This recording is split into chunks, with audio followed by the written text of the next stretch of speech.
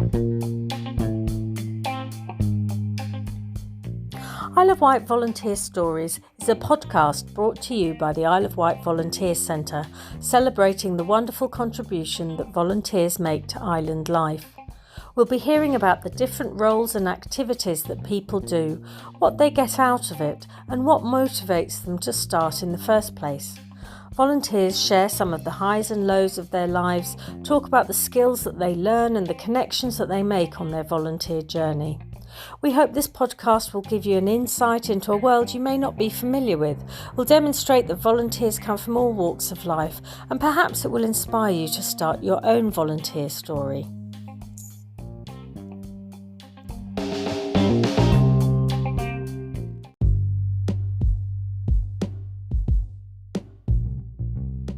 I'm Sandy Cicognani from Community Action Isle of Wight, and I'll be your host on this podcast.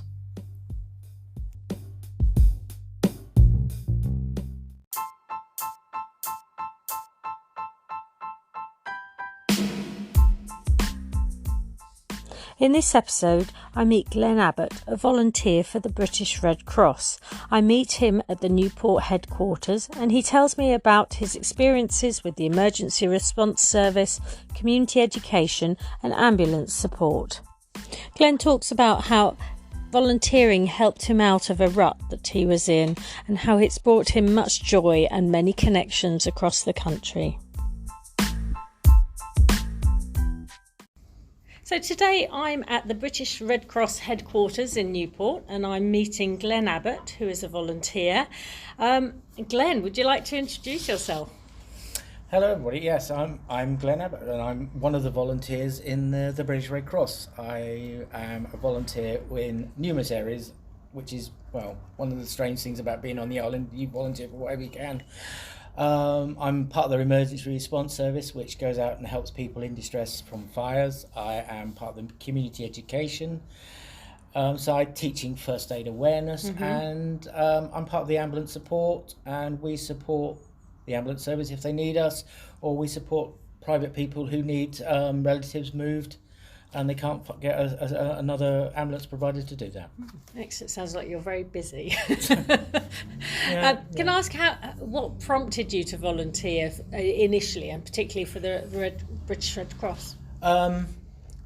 It was a case of I saw what was going on in the London Olympics way back when, in those dark times, or those happier times, I should say, not dark times, and that sort of spurred me thinking, right, yeah, I need to do something. And at the time I was caring for my late mother, and it sort of felt like I was in a bit of a rut and I was just doing the same thing, getting up, caring for her, going to work and doing the same, and I wanted something to do myself. And they were doing a volunteer festival or something at Ventnor Botanical Gardens, and I went along there and I saw everybody there, and some of them I thought, no, I can't do that. Basically it was hospice stuff, and I sort of thought, no, I don't want to do that.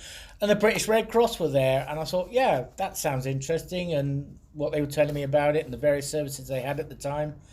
And I put my name down, and within inside 2 weeks I was in and enrolled and active. So yeah, it sort of led from there. Excellent. And what were the first things that you did?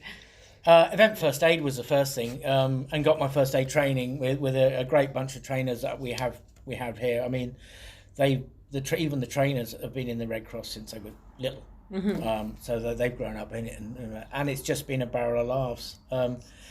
It has its serious side of it. I mean, we used to do a lot of the events on the island, which was always a pleasure because you got out to see the general public and have a natter with them. We did some stuff on the international side of things, doing so like what they call casualty simulation, which was acting as casualties for the international side, and that was a good fun of it. Whereabouts did you go for that? Northamptonshire for that one. But that was just because of knowing people. You got to know a lot of people. The good thing about being in the Red Cross is you're not just confined to the island. You actually do get to know a lot more people around the country as you work. And I'm still in touch with managers that were here for some time but are now up the other end of the country, and it's just nice to have that network of friends and you can chat to and talk to, and they understand the island perspective of things, because that is a big thing that I found, especially volunteering on the island, is you have to have that island perspective. You can't come over from the mainland and think, yes, I know, because it's It's quirkiness. It has its quirkiness. And I've grown up here. I was never born here. I was Cornish born. So, but growing up here, you understand the quirkiness of things and how it works. And it just works. And I think when people, especially the general public, find out you are actually born and raised on the island, they're more trusting of you. They know that you understand the situations and how things work and how it gets on. And yeah, it's just been, the people that we deal with, they call them various things, like patients, beneficiaries, whatever they like to call. They're just like everybody else in the world, and they're just having that moment where they need that support, and we're more than happy to go out there and support people. Can you give me an idea of what sort of support it is that you give?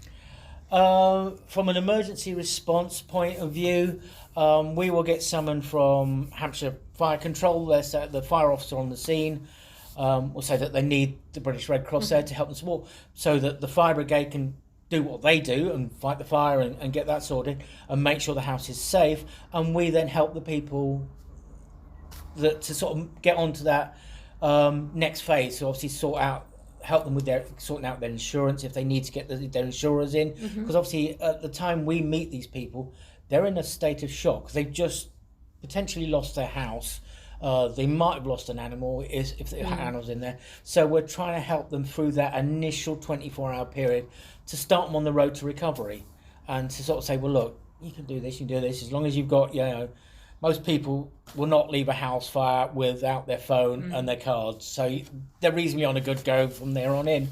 And it's just helping them for that next phase and saying, well, look, you're not the only one. It's very personal to you at the time, but you will get over it. You will move on and become the next phase of it. And it's just assisting people and just being there. Being that, you could say that shoulder to cry and that ear to listen to. And just offering whatever support we can at that point in time. With ambulance support, we have been there. We tend to do what we call ad hoc work. Is someone will have, one I dealt with, I had to move an elderly patient from from one care home where she had been moved to, because the hospital needed her bed. They moved her to a care home, but she was quite a way away from her family. Right. So the family members said, yes, Glenn, can you help us out? Yes, no problem, we'll do that. And we did that, and it was nice for however long the lady stayed was around for, that she was close to her family and had that support there. And it also gave the family relief to know that she wasn't far away. It wasn't a big chore to go and see her and travel. So doing that sort of thing's quite nice, and you're just enabling people to have a more stress-free time. And for community education, we go out and we just talk about Red Cross and about about first aid and first aid in society, and how you can try and get over what we call the bystander effect. That's a big thing, is people going, no, I don't want to get involved. Oh no, he doesn't look right. He doesn't, he might be drunk or might be undrunk. But no, if you get involved, and people see that you're getting involved, it's community. It's just simply going out and helping your community. It doesn't matter if you know him or you don't know him. He's still a member of your community on the island, and the island is very much built on community. If you're helping your community, you might, if he's going for a rough time in that, he might sort of say, take that hand offered and get the help that he needs, and then hopefully, return to what he wants to be and where he was before he got into the state he was in. So yeah. It sounds like you deal with some potentially quite tricky situations. Can you tell me a little bit? I know you've had first aid training. What other training do the British Red Cross give you? The British Red Cross do give a lot. They do give us our first aid training. So but they also train us on sort of like being able to deal with other people and deal with those difficult situations. You've got the person who's not happy, and they're grumpy, and they're not happy with their lot, and it's sort of like, well, okay, we understand that, and we can see from your point of view, but only you can change that. It's just enabling people to say, I've got a problem, I've got to sort it out, and for someone else to sort your problem out, you've still got that problem. But for you to sort it out yourself, it gives you a lot more power and a lot more decision making sort of thing. So yeah, but they are the Red Cross are very, very good on their training and making sure you've got there. And also, I mean, I lost my mum last year, and they were just fantastic of offering support to myself. Yeah. Not just because I was a volunteer, but just saying, look, there's support out there, and there's support like that. So, yeah, they are very supportive of their volunteers and very helpful, and there. And I think wearing the uniform as I do and going out and do, even from what I'm doing today, which is just delivering wheelchairs out to people, to see their faces when you turn up and you've got their wheelchair, it's giving them that independence. It's that they're not just stuck in their own house anymore. Yeah. They've got the access to something that can get them out and get them outside, and especially if you, well, not today because it's a bit overcast, but on a nice sunny day, they're out there enjoying, they can enjoy that side of things and get back into society and get back into that sort of things. Yeah, I was going to say, so we are sitting here surrounded We're by sitting wheelchairs. here with hundreds of wheelchairs. I've never seen so many in my life. Yeah, well, they've all been cleaned and serviced, because we literally, when we have a wheelchair that's gone out and a service user has used it, it comes back in. It is thoroughly cleaned,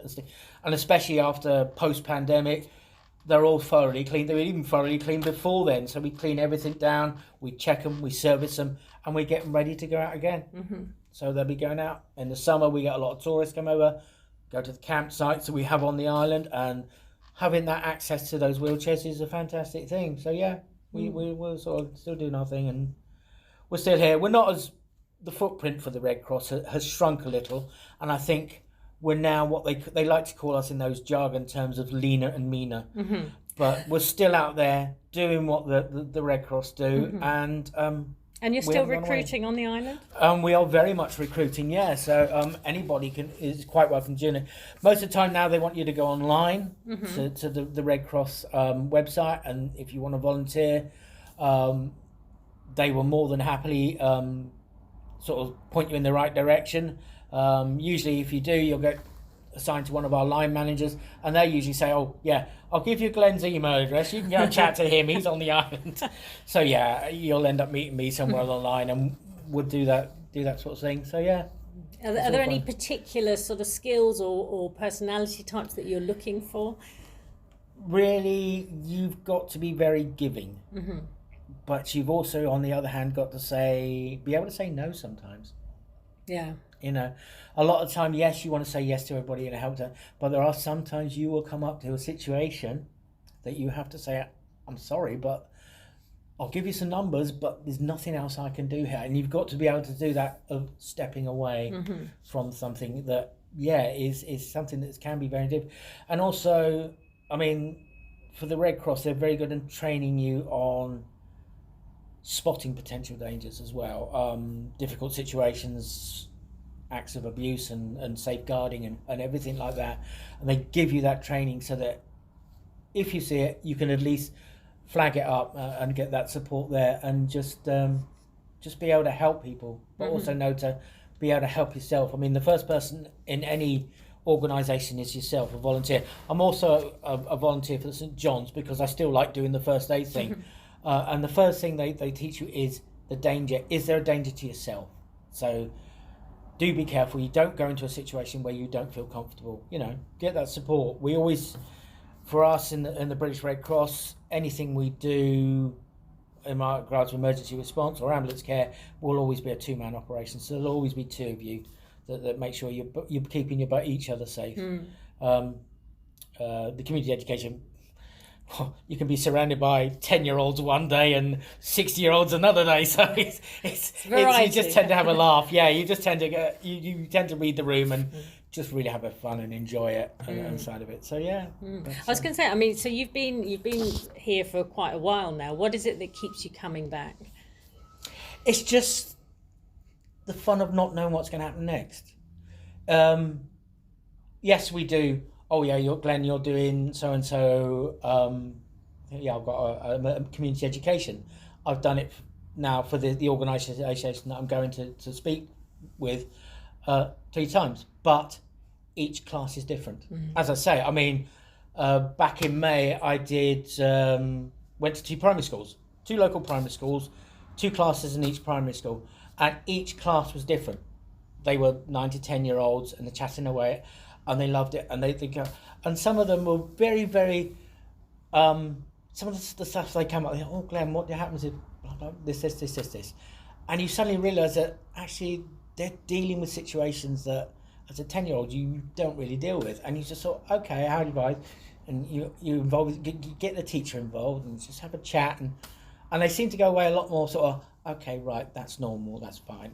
And I can be out at a church group talking about first aid and how to do things and cope with things, and realising that, yes, you are X amount of years old, but you can still be an active person doing what you can, So, yeah, no 2 days are the same. No two emergency response calls are the same. You just never know. So you are going out there, and it's a bit, your adrenaline's up, and you're sort of, especially when you get phoned at 2 o'clock in the morning, and you're like, okay, right, we'll go and do this. Fires and lost people tend to happen at 3 o'clock in the morning. So I was going to say, I mean, how does it impact on the rest of your life? And have you got special techniques? It doesn't. To calm I think down? From my side, because I have to work for a large supermarket on the island, they've actually come to realise that it's a good thing, right? And what it does, it's sort of benefited more. It's given me a lot more confidence in the situation, because if you're just doing your 9 to 5 job, and you're coming home, and you've got things at home, and we've all got trials and tribulations at home at the moment, and we're just trying to sort of keep our head above water and get through the day, and having that distraction and saying you can't just focus on yourself. You have to sort of, right, my stuff is my stuff, but I need to focus on this now. It helps your mental health as well, because that's a big thing as well, is realising that, I'm struggling here, I can't do this, and you knowing that you've got that support there to give you that support. It's for impact, it doesn't really do it, because I usually sort of volunteer. I'm on call on my days off, but we're on call 7 at night to 7 in the morning for emergency response. That's our usual, but I've been phoned up, Glenn, you free? Right, okay, we need to go so-and-so and so-and-so. Okay, yeah, sure, no problem, let's go.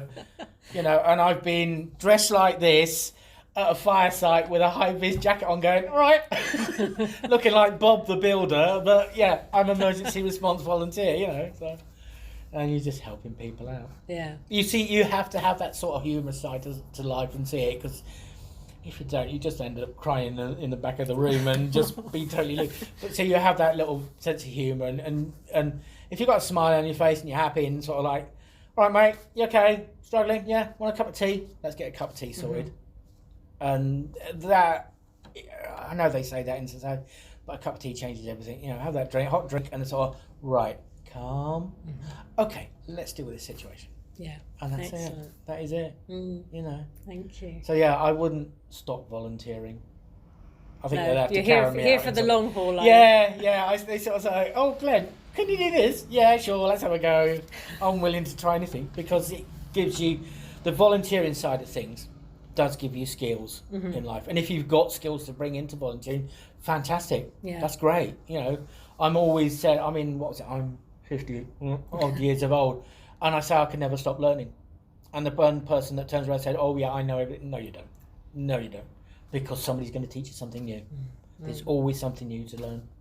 Yeah. And the day you stop learning is the day you just, that's it.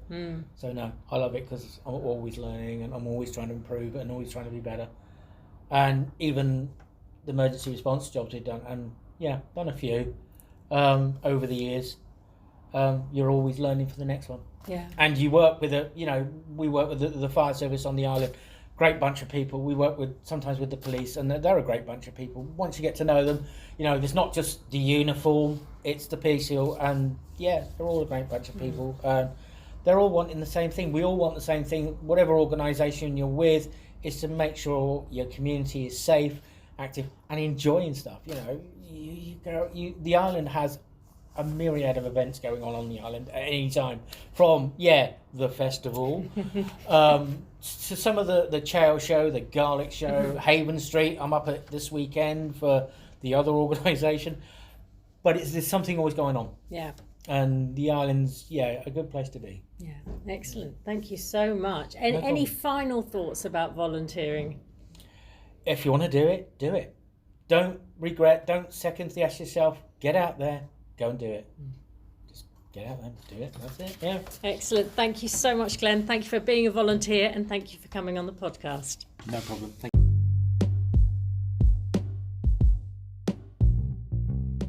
If you would like to find out more about how to volunteer, or if you're an organisation looking for volunteers on the Isle of Wight, please go to our website www.iwvolunteer.org or email us on volunteer@actioniw.org.uk.